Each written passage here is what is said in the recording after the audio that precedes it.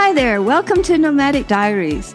We're the podcast that takes you on journeys through the lives of those who have already embraced the international lifestyles. Whether you're an expat, a digital nomad, or someone who's dreaming of those lifestyles, this is your passport to a world of insight. We dive deep into the hearts and minds of the overseas lifestyle professionals, the authors, and researchers. Join us in this fun adventure as we deconstruct all the elements of expat and nomadic lifestyles, one captivating story at a time.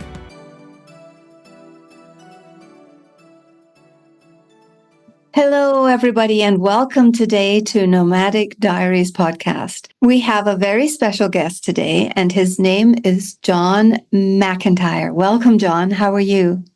Doing well, thank you. Thank you for joining us today and joining our listeners.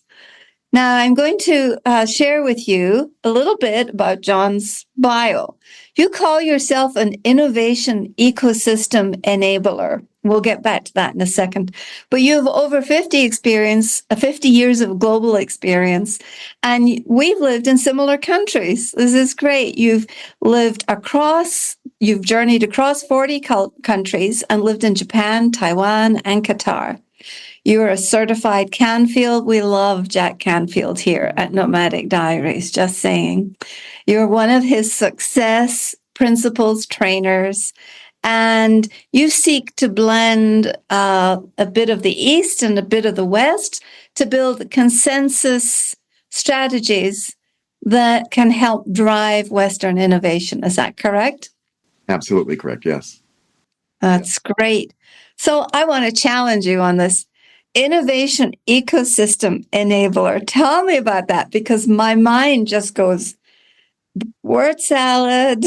Sure. You're talking to a simple girl from Glasgow, Scotland here. Please, can you simplify that for me? So let's go back just a little bit. So I worked for universities and research organizations. So these are major organizations that deal with research in all different types of fields. And yes. I work in a field called technology transfer. And so basically this is what takes the research results from the university or the research lab and basically determines whether or not it's something that could be patented or otherwise protected with intellectual property, and then marketed. So can it become a product or a service to actually help people?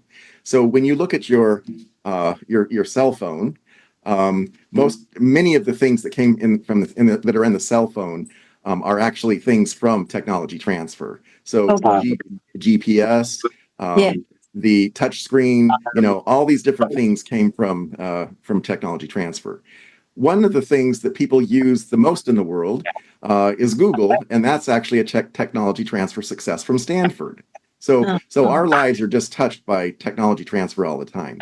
Now, in the technology transfer field, because that's also hard for people to understand, and all these institutions that I worked in, there's an echo here, I'm sorry.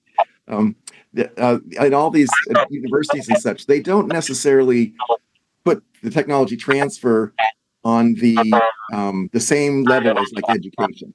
So education is what they do, and then research is one of the ways that they do that. And so when you're in a technology transfer office or as a director of a technology transfer office, you're always having to get people to fund your activities, help them understand, that you need money to put a prototype together or to do a video or to do a market survey or anything. So you're always asking people for help. You need to get the right people to join the office. And so it takes HR an understanding as to who those people are, because they're not your regular professors or administrative types. They're people who have business, legal, and technical skills. And so it's few and far between type people that they're needing to have. And so you're always having to kind of build this ecosystem, which is related to the innovation activities. And that's going inside the university, but also outside the university, because you're having to find partners and everything to be able to license the technology to create startups or to do other things. So I don't know if that helps at all, but that's why I call it an innovation ecosystem enabler, because I'm enabling those groups to be able to come together. So you're making it simpler, quicker, faster, easier, and you're helping them create an environment where they can communicate better. Is that correct? Yes, exactly. Yes. Very nice way to say that. Excellent. Well, I had never heard that terminology Well, before. I coined the term, so yeah, so it doesn't surprise me. Okay, so we're just going to share this. So, you have lived in Japan, Qatar, and Taiwan for more than 20 years. And I'm wondering, how has this shaped your problem solving abilities? Well, I would say that, of course, Japan and Taiwan had some part to do with that too, and that was earlier on in my career.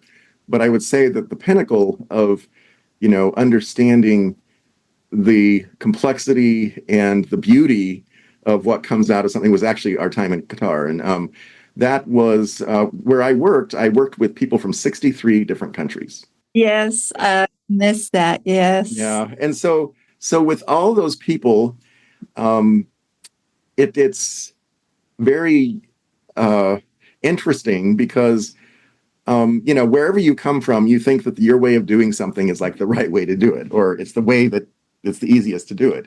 And you have to learn that there's other ways to do things, and you have to kind of be able to understand the beauty in that. Yes.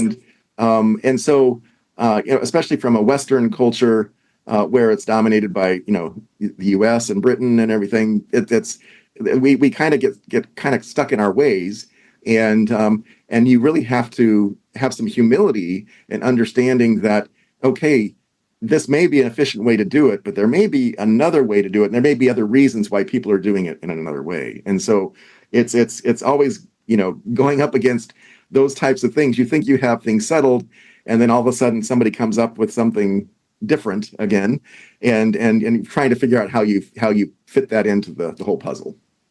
So did that in developing your problem solving abilities, did you find that being in that ecosystem, in that environment with all those different mindsets joined together, did that sort of jumpstart creativity for you? Well, I would say that creativity started earlier in life, where Mhm. I had opportunities to travel since I was young. It was in the theater from age 9 to 19. The theater actually helped me understand this mini cosmos a little bit better, where you have, it's not the stars whose names are on the marquees that is the show. It is everybody in the show that is necessary to make sure those stars actually shine.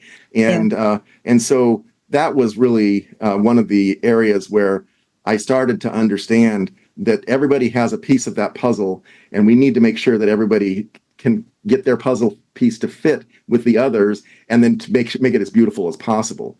Then I also started working when I was 11 at my dad's orthopedic practice, and I was a file clerk.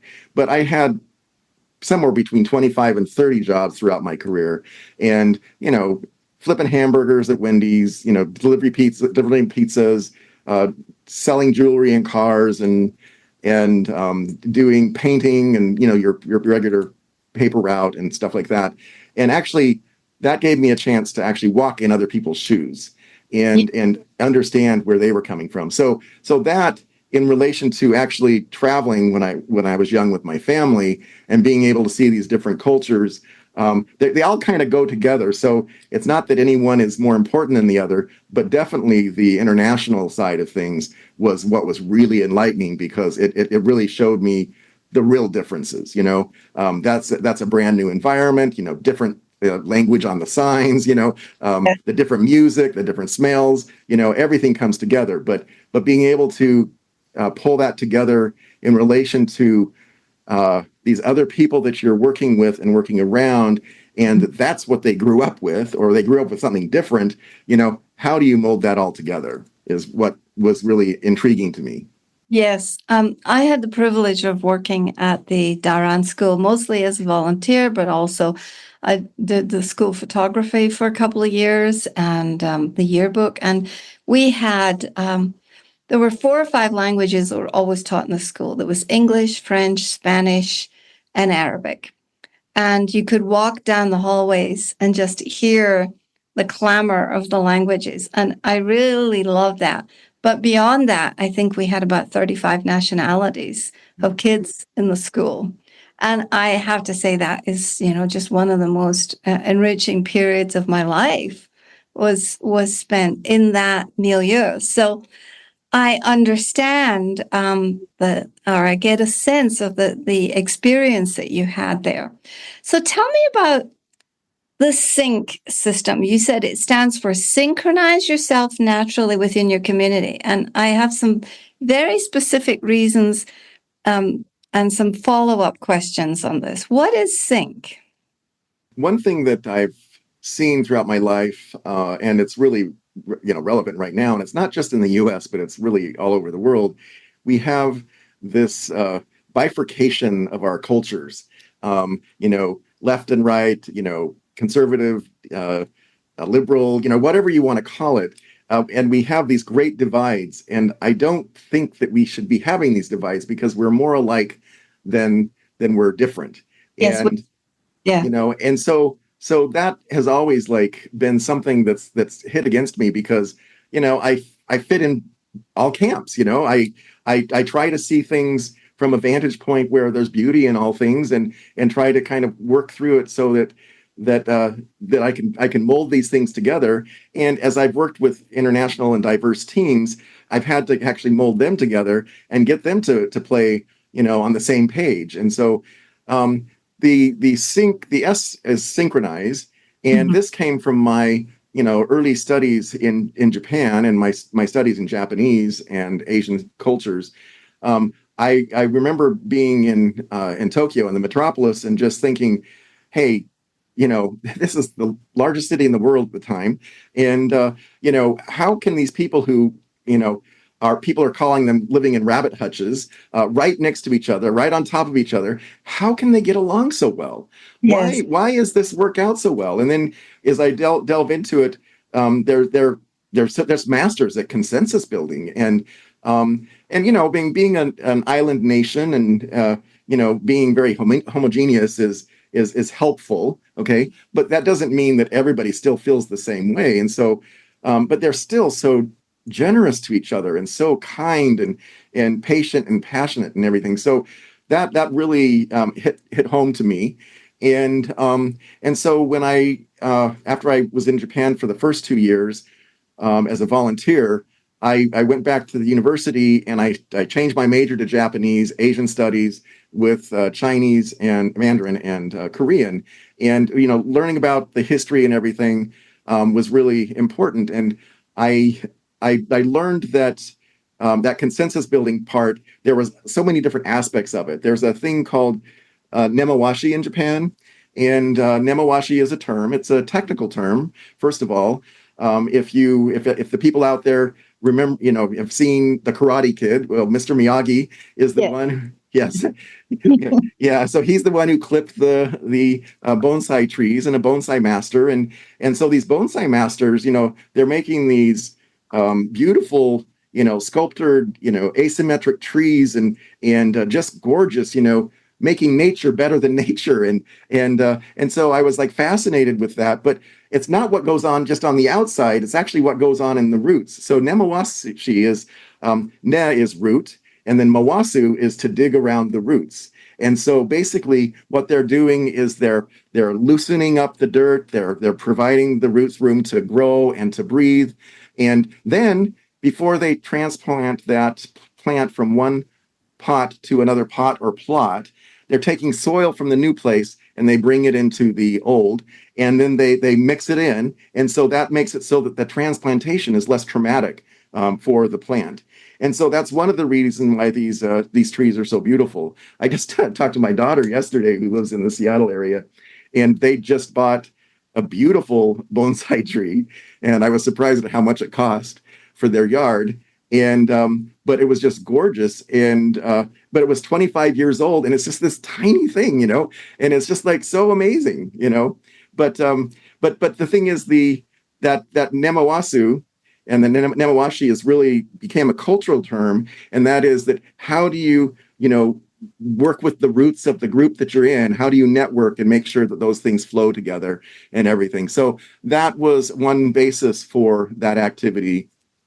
And then I talk about the curse of Babel, and how we have languages, and there's no rhyme or reason to this, but whenever we have an organization, you've got people speaking different languages. So in a company, you'll have the C-suite speaking one language, you've got the accounting department speaking another, Oh, you've got yeah. HR speaking another, you've got the people that are doing research and development one way, and then the factory people. They're all speaking different languages. So you have to kind of get them all together on the same page, reading from the same book, and actually going down that way. So this was all to try and get things to align better and such. So People can function in different organizations.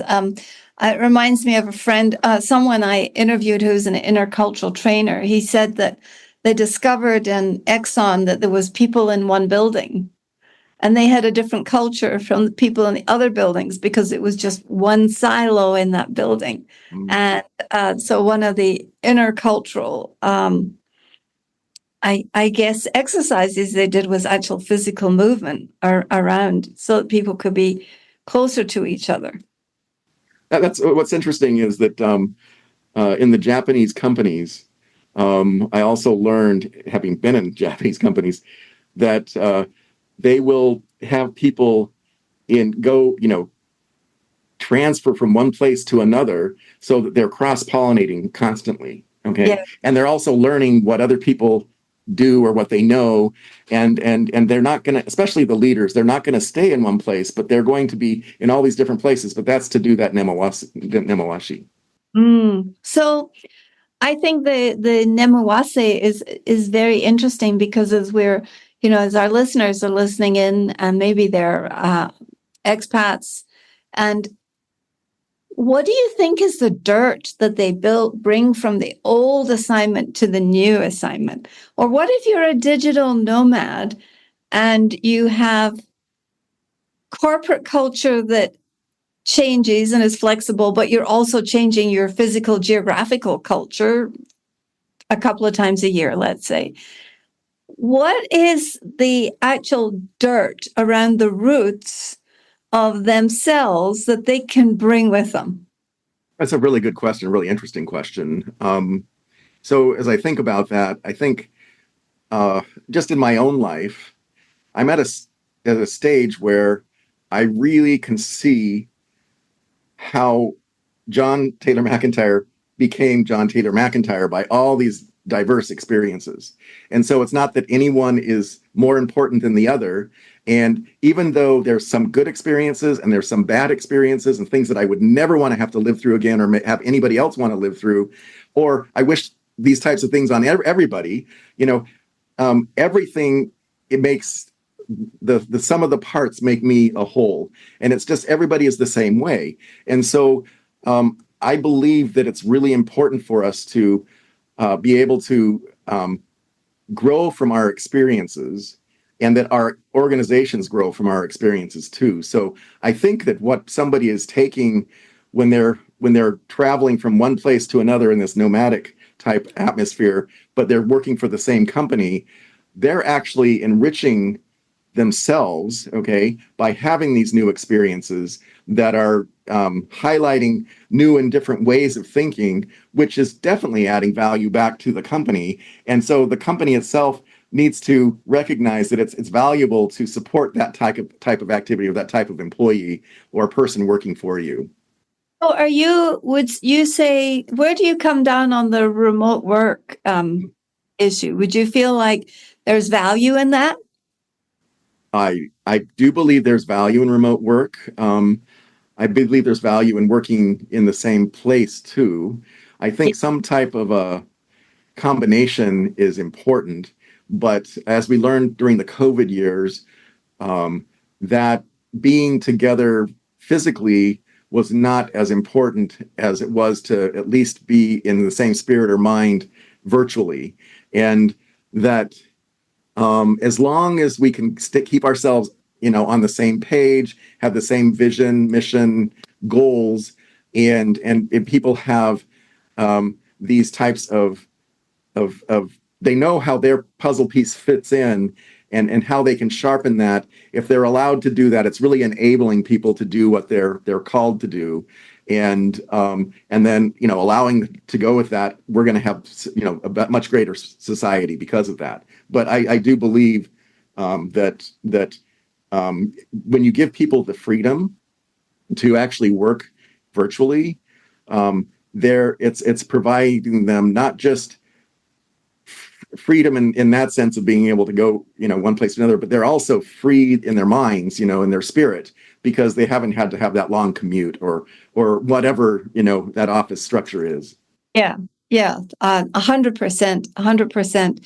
So do you feel like this builds authenticity?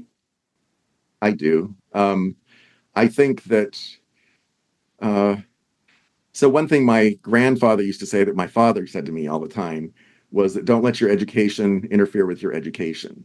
And I traveled a lot, and because I was in theater when I was young, Yeah. I was out of school a lot, and so that itself was an education and was more informative to me than some of the things that maybe I could have been doing in school, than a worksheet or whatever would be. And so it's really important that we allow life to actually penetrate us, okay, and then we can somehow penetrate life and give back, and that's where the beauty of the whole thing is. Interesting.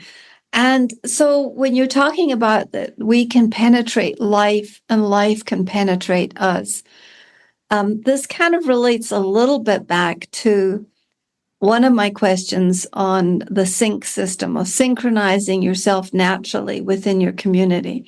One of the conversations that seems to be somewhat repetitive in this milieu with my listeners, who are a combination of expatriates living around the world in all different circumstances, from very young third culture parents to all the way up to people who are retirees or rewirees, as I prefer to call myself. Mm-hmm. One of the things that comes up all the time, John, is belonging. It's, okay, I'm moving again. I'm leaving my house in London and we're going to Indonesia or we're going something.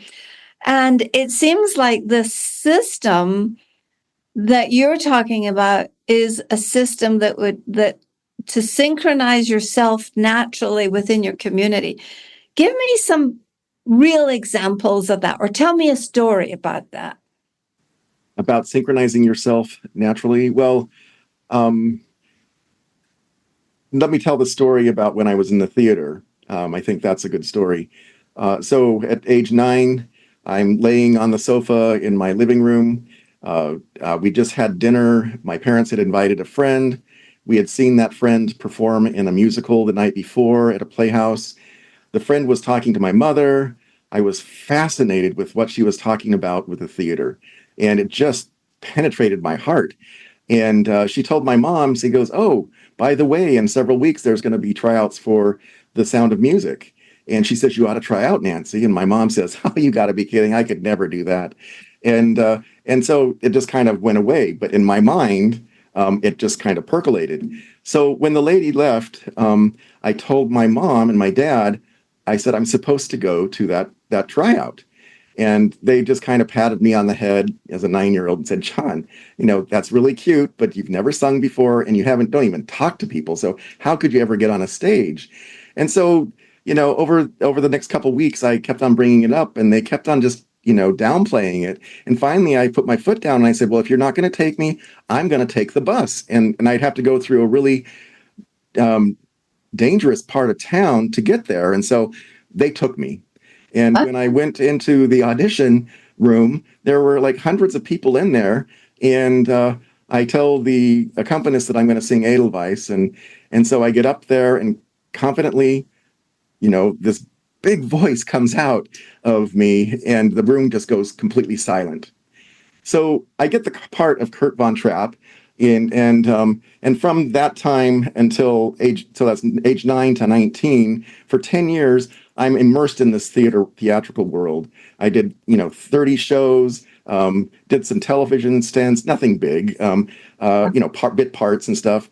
Did some vocal recordings, dramatic recordings, just lots of different things. I sang as an 18-year-old in a very famous 300 voice choir where the average person was 45 years old. And so lots of different things, and traveling to do some of this performing. But the performing itself was interesting. But what was actually more interesting as a 9-year-old, which really shaped my view of the world, was stepping into the theater and recognizing this is a mini cosmos. This is a city. And so our city has a mayor who is a director. And my view at first was, on the marquee, you have these stars' names on, and everybody thinks that's what the show is. But the show cannot be the stars alone. The stars can't do anything without the scriptwriter, without the musicians, without the costumers, the lights, the sound. Everybody has a part, and everybody has a part to play. So it's so important that we actually pull those things together. And in that setting, in the theater, because you have all those different types of people, you've also got different cultures in there too. So even though it's not these international cultures, you've just got people who are talking technical speak and music speak and direction and whatnot. So that's one example I can give you. Yes. So would you recommend for our listeners that if they are moving to a new place, that we kind of have to listen to our intuition in a way? Because what was it that was prompting you other than your intuition or a knowing, because it's something you hadn't done before? So would you recommend that they listen to the intuition and find activities in these new places? Is that part of the sync system? It absolutely is. That's part of the naturalized part of the sync. So people have their intuition, and there's other parts of naturalized too, which is getting into like Eastern philosophy and things like that.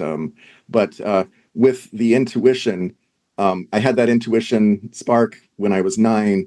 That's guided me throughout my life. And my wife thought I was crazy when I had this thought that we're going to move to the Middle East. Okay. And I don't know what or where it's going to be. But I said, what do you think about the Middle East? And at the time she's thinking, you're crazy. But she's been through this before. And so shortly after that, I was reached out to by a recruiter for an organization in Saudi. And they said, hey, would you think about this job? So, well, my wife, my partner, I have to get her buy into this. And I said, hey, remember, a little while ago, I was telling you about the Middle East. Well, it's here. How would you think about Saudi? And she says, what? You got to be kidding. I don't want to wear an abaya, and I won't be able to drive and all these things. And she goes, no way. So I said, okay. I just put it aside. And it wasn't only a couple weeks after that I was contacted by somebody from Qatar. And then all of a sudden the view was different. Now, my wife is Japanese. And so I didn't know what she was going to think about Qatar, and she didn't know what she was going to think about Qatar. But as she did the research and everything, she said, "Oh, Qatar and Japan are really good friends. We get a lot of our liquid natural gas from Qatar." And so yeah, this is something doable. And then we were able to go ahead and do that. But it's that being able to hone in on that intuition is really, really crucial. And that's one of the things that I try to help people understand, is that we have this little guiding light that's in us that can help us, but we need to listen to it and help us, go to different places. Now, I've been in different places in different countries, and that same guiding light has told me, you're kind of in a little bit dangerous area, kind of, stay away from that, Right. Yeah. Yeah. So, because the subject of belonging, for many people, I would say that in my generation, the idea of belonging is just something that you get on with. You just go there, you figure out something to do, you find some activities you love, You feed your soul as best you can, although it may be really hard. And it was very hard for me to go live in Saudi. I thought it would be easy Mm-hmm. because I'd already lived in Dubai. Mm-hmm. Like, well, I can speak some of the language, I can get by, but oh my gosh, it was not easy for the first 5 years. So when you've got this idea of belonging in your head, um, I think it's really important to put some structure around that. So do you help people in this system? How do you help them to put structure around them? Because you mentioned that you bridge the East with the West practices. So do you help them put the structure together so that they can function better, or how does that work? Well, I think there's two parts to this, and it's two parts that we really haven't mentioned. That's the yourself, the why. Mhm.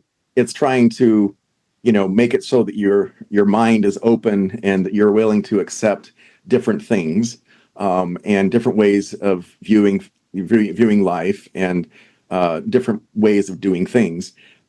And then you've got the C, which is community, and that's called communitize. And community is like, in the Arab culture, you have the majlis. And the majlis is a great place to think about belonging, because it's such a beautiful metaphor for having the majlis there. And the majlis, the rules of the majlis are that you don't disinvite anybody. Even your enemies can come into the majlis. They're And invited. They get tea and they get cookies. Yes, they get their sweets, and this is a place where culture is revered. It's shared. There's lots of education and training. It's how the young are brought into the traditions of the older, and how the new stuff is brought into the older people. And it's just a beautiful metaphor for us to be able to, you know, come about with things. So with the Majlis and with the Arab culture, you also have tribes, and there are definitely good things about it, like the Majlis, but there are bad things like the silos that can take effect with any type of group that's homogenous like that. And so it's trying to figure out how you get rid of the silo type activities, keep those things that keep the tribe thriving, but have an open door that even allows those people you don't understand to come in. I had an experience with a majlis one very dark night. And my brother-in-law was visiting with us in Saudi, and he was a National Geographic type photographer, and he was doing this coffee table book on falcons.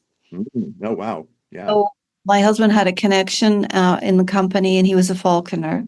And I write about it in the book, and they took us. It was a very dark night, and they took us to this Falcon Hotel, they called it, Wow. where they store the birds when it's off season or when it's really hot and off season, and where the birds just stand on their perches in sand and they molt, and there's a period when they have to let go of their old feathers and everything.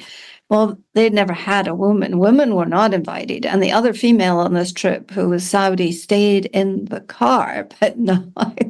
And I remember the sensation of it, thinking, boy, what is this the equivalent of in Glasgow? It's the equivalent of a pub. Yeah. Yeah. Yeah.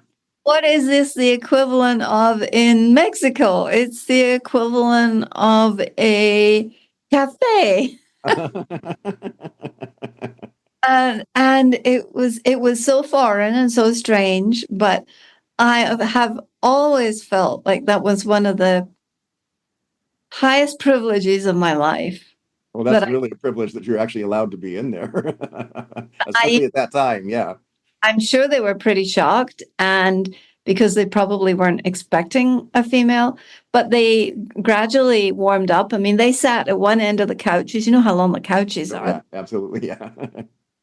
And I'm at the other, but eventually one of them came over and let me hold this bird. So if you Oh, just that was nice. sit there long enough and smile enough and keep your head covered. So this I'm really intrigued by how this international travel and all these experiences have helped you develop this really unique approach to personal development, right? Hmm. Yes. How do you suggest people who are on their own out there, on an assignment, who don't necessarily have a big team and they don't have communities like this, where would you suggest that they start to build this culture of sync? Because you're talking about a culture, right? Yes, yes. Well, I think they need to first develop different attributes in themselves. And so, even though the why, the yourself or the personalized part of this is in the middle of the word sync, it's the first thing to actually work on when you're trying to figure out how you want to be a better person or how you want to relate as a leader or whatnot. And so it all kind of stems from that. And then the synchronized part is kind of like on the side of that, where these other things are things to help it move together and everything. So I am I it'll be out by the end of the year. My book, it's called Sync to the Beat of Success: Mastering the International Art of Building Influence. And and That. this talks about I have lots of different experiences in there in regards to how syncing in different ways or different reasons for doing it were applied. Well, that sounds terrific. So tell me again the full name of the book, please. It's called Sync to the Beat of Success: Think to the Beat of Success. Okay. Mastering the International Art of Building Influence. Mm. And the book first starts out in regards to how our lives are actually synced together in three different categories. So the first three chapters are talking about the synchronization through computation. Okay, that's everywhere in our lives. Okay, and how we do things like that, and that happens to go back to my career. I worked in the IT space, transferring intellectual property in that space, and so that's where that part comes in. The next part is really the synchronization of music and how music forms our lives, and the different cultures and the music that comes from those, and how those different beats really mean something to us, and how you get an orchestra or a band to communicate together and to actually perform. That synchronization is really crucial, but it's natural, and it's so vibrant when it actually happens. So the ethereal type of feelings that people have by hearing music is so important. I remember the first time that I had heard the koto in Japan, and the koto is a 17-string zither, and there was like 5 or 6 of them, these ladies in kimonos that were playing them, and because I had already been through cultural training by learning the language and the culture and the history and everything. When I heard them playing Sakura, um, uh, I just had this really incredible experience where I was put back into the time of Genji. The Tale of Genji is a masterful piece, which is talking about the Heian period, and I just felt like I was transported there. But it was because of that music that did that, and so music can do that. The third thing is the synchronization of transportation. And so, because I've always had lots of travel and things in my life, and really was awestruck by being in Tokyo with all these millions of people, and how does that country be able to synchronize things so timely, just up to the minute. Everything is like just so incredible, and so, but each country has their own way of dealing with that, and it's just so amazing to think about that. So that's how I start the book out. Then I talk about how not syncing, being asynchronous, or not being synced at all, and how society kind of falls apart. And so there's examples of what happens there, and then organizations that have synced and how they've gone and put things together, how communities have come together because there was incredible synchronization that took place,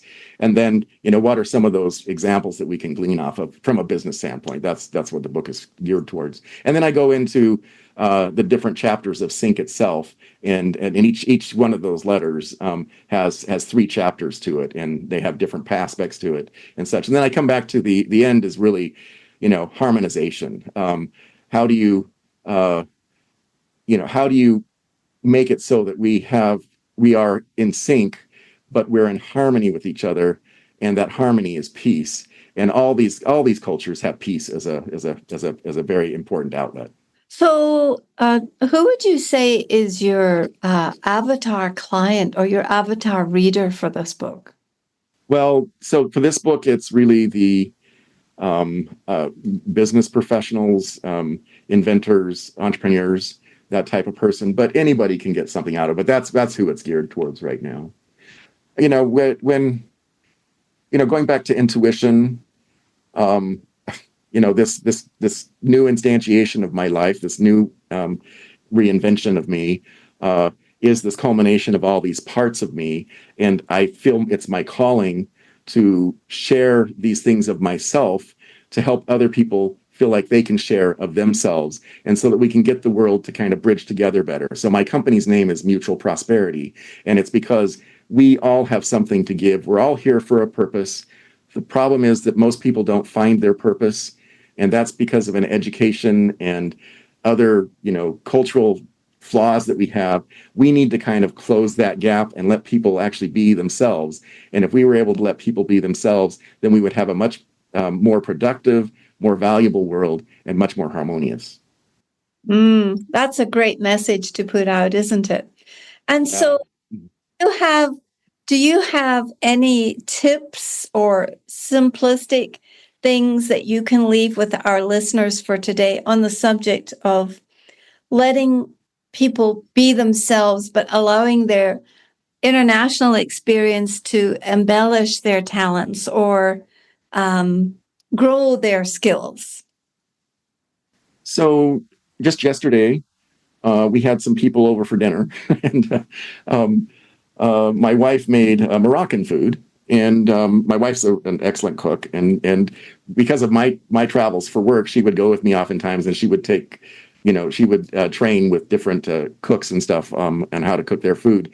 And so we had this food, and these people had never had Moroccan food before, or Arabic food for that matter, and so it was just a very, very new experience. But I think when we can share of ourselves something that we appreciated, okay, and we can share that with somebody else, then we can share these parts of us in a more natural way than if we're just saying, you have to understand, this is what I feel and everything. I think you can do that more through giving of ourselves by sharing these types of experiences in this type of a way, rather than telling people, what we're doing. Because there's always that divide when you're expatriate, or when you're coming home, repatriation and everything. But sharing it in ways where, okay, I'm going to show you how this culture affected me and how it really did something for me. And this is how I can do that. That's a wonderful point, is sharing through hospitality, but not just sharing your own culture. One of the things that happens here in San Miguel de Allende in Mexico is that we have a Scottish Burns night every year. And today I came across some fabric that was pretty tartan looking. I was thinking, oh, I know how I can share my culture this year is by wearing this. And I think clothing, fashion, music, food, dance is a great way that we find has helped us create community around the world in many places. What other ways do you think are practical that people can, take with them and dig into? Learning a language, is that one way to do it as well? Yeah, well, that's what I was just going to say, was that, in language, in English, we have lots of terms that are used, but a lot of them are actually terms that come from other places. And so, you think of the term head honcho. Well, honcho comes from Japan. Okay. And so, if you can, if we can kind of get glimpses of similarities to get people comfortable with that, it's like the story of of Nemawashi and the bonsai tree. Okay, people understand the bonsai tree and everything, but they don't necessarily understand all the meanings of it and everything. But if you can share little tidbits of things that you've learned and say, this is what I learned from this, and this was really important to me.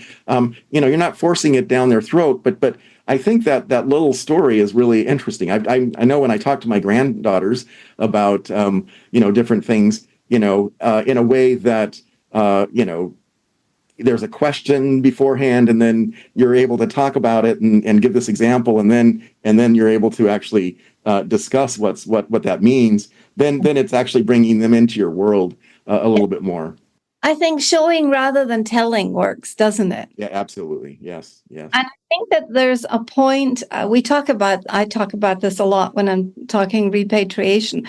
I think there's a point in the repatriation journey when you're returning from overseas where it sort of clicks that something that was like, for instance, not wearing shoes in the house. When we lived in Japan, no shoes in the house. I still don't wear shoes in the house most of the year, except I'll wear socks or slippers because it's cold here in the winter. And but I think that I have found just a few ways to integrate and bring these cultures with me. And they're not necessarily things we talk about, but they're things that we do.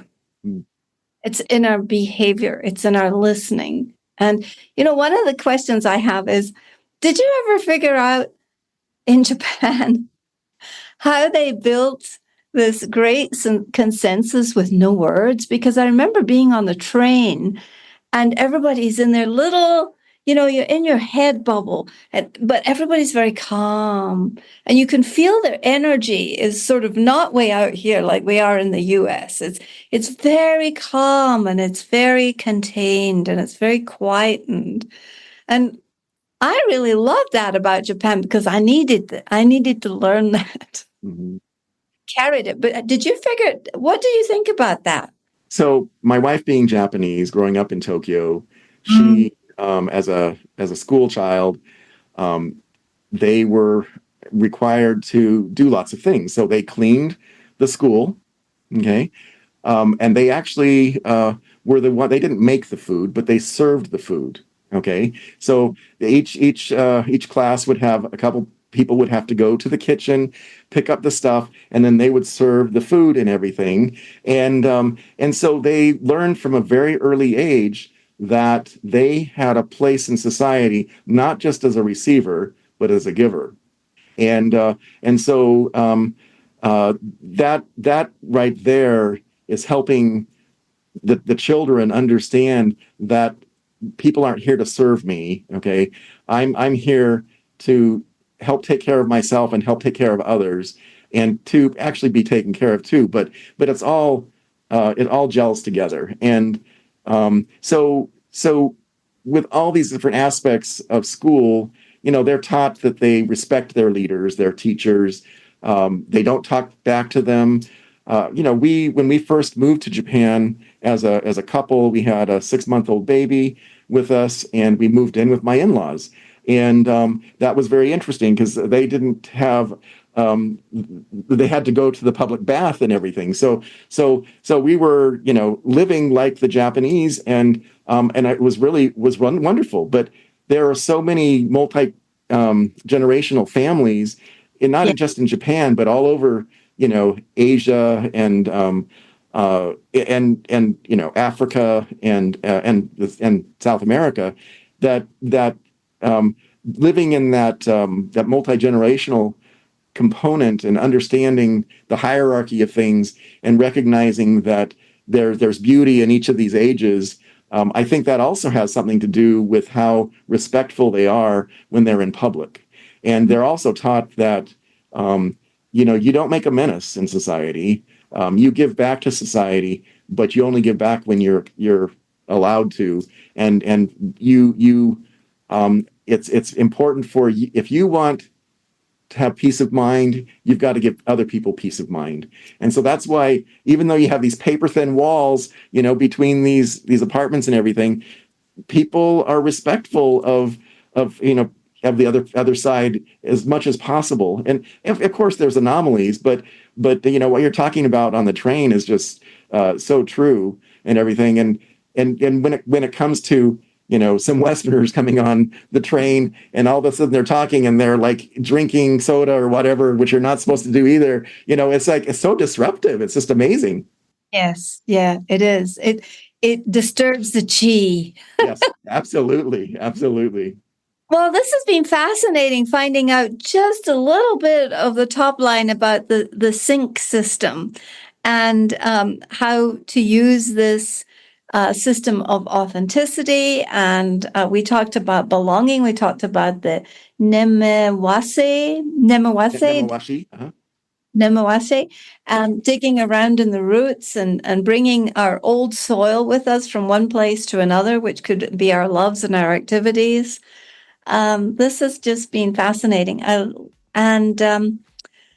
I would like to recommend that our listeners go and, will it be on Amazon, the book? Yes, it will be. Mm-hmm.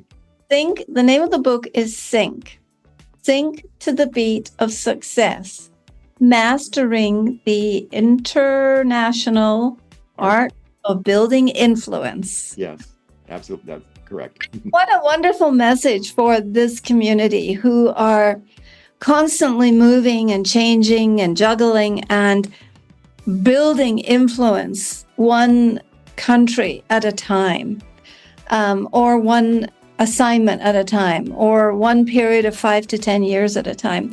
So let me ask you a question that I ask many of our authors who come on the show. If you were the fairy godmother guru to all nomads and expats around the world, and you were to bestow them with one single attribute that they could use in order to make their lives more fulfilling, more satisfied, what would that one single aptitude be, please? Well, the first thing that came to mind is actually having a high degree of tolerance. Yes. Okay. That is a wonderful word. Yeah. So being able to be tolerant of the environment that you're in, recognizing when you're in the Middle East that the call to prayer is not an obnoxious thing. It's a wonderful thing. It's such a spiritual thing, and it's something that unites the community together. And it's like when it doesn't come on, it's like you miss it and everything. But being tolerant of recognizing that others have value to bring. And their value is just as important as yours. And somehow, if you can mix those together, you can have something much greater than just these pieces of this puzzle. That's lovely. Well, thank you so much. And thank you for bestowing this community with not only your wisdom and your system and your thinking and your training and your background, but also the great gift of tolerance. We are happy to receive it, right, listeners? So thank you so much for this, John, and we wish you the best of success with your book and all of your endeavors. Thank you so much, Doreen.